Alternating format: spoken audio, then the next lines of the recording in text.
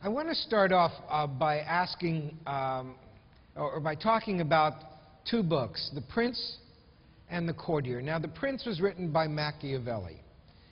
I'm confident that everybody in this room has at least heard the name of Machiavelli, right? Okay, now, The Courtier is another book that was written just about the same time by a man named Baldassare Castiglione. They were written within a few years of each other. Does anybody know Castiglione? He's not a household word. Well, here's what Castiglione says, and it really goes to the heart of what you're talking about. He says that the aim of the perfect courtier, that's who serves the prince, is to win the favor and mind of the prince he serves, that he may be able to tell him, and always will tell him, the truth about everything he needs to know, that when he sees the mind of his prince inclined to a wrong action, he may dare to dissuade him from every evil and bring him back to the path of virtue. Now, that was the 16th century expression of, or late 15th, of the courageous follower. That's the relationship we're trying to achieve here, where you create such a strong relationship with the leaders you serve that they really understand that you're not trying to get into a power struggle with them. You're, in a way, trying to take care of them as well as the mission. And therefore, you need to be able to speak candidly to them.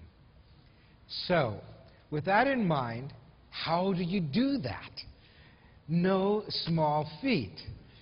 So let's start with a relatively simple question. How do you win, as Castiglione says, the favor, we'll call it the trust, of a formal leader? Formal leader is the folks up the command chain from you. How do you win their trust? What do you do? Let's hear a few strategies for what you do to win trust.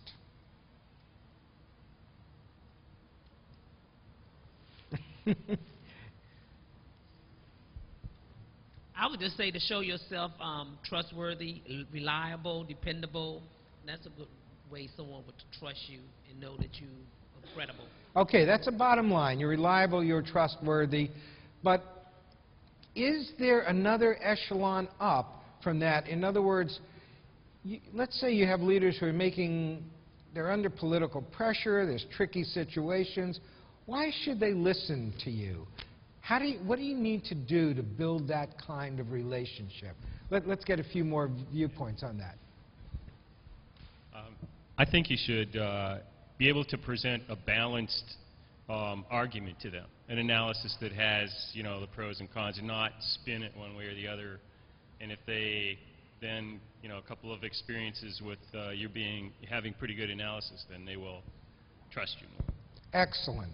Very important point. Always give the leader a balanced argument, and an extension of that is some good choices to make.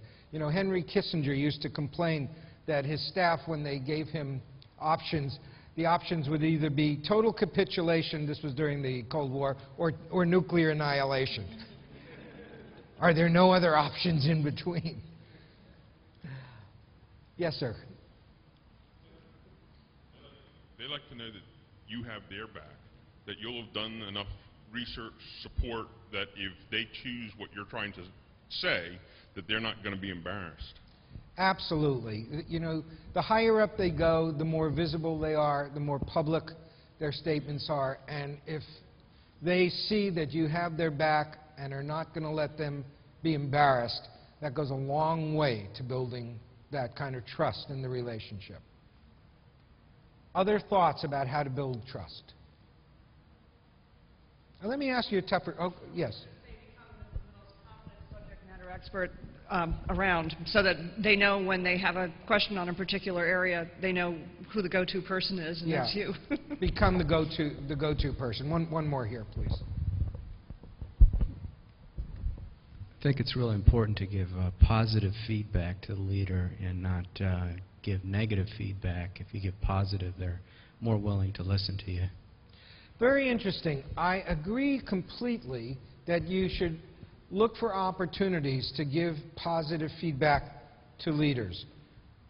Think about that for a moment. We all appreciate positive feedback. We don't usually get it quite as much as we deserve from the top down, but I think that's a reasonable observation that there isn't enough positive feedback from the bottom up either. So, you know, in moderation, so it doesn't look like flattery, I think that's right. I'm not going to agree with the second part of your statement about avoiding critical feedback, but I'll show you why shortly. Let me ask you a tougher question now.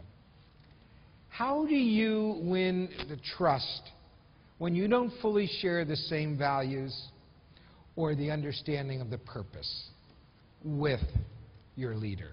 Is it possible to do that? We have a hand back here. By having those candid conversations with them and letting them know that you respectfully disagree and having information to back that up, then you can build a relationship based on that. That's fine too. Interesting. Having candid conversations that acknowledge that there's a divergence of perspective, but nevertheless that is comported in a mutually respectful way. They know that you're not just a yes man or yes woman, that you have a point of view. And points of view are very, very valuable things to bring to leadership. Good leadership wants to understand an array of points of view. They may not agree with your point of view. They may make a decision contrary to your point of view, but knowing the range of points of view does tend to increase their sense of confidence that they're hearing the whole story.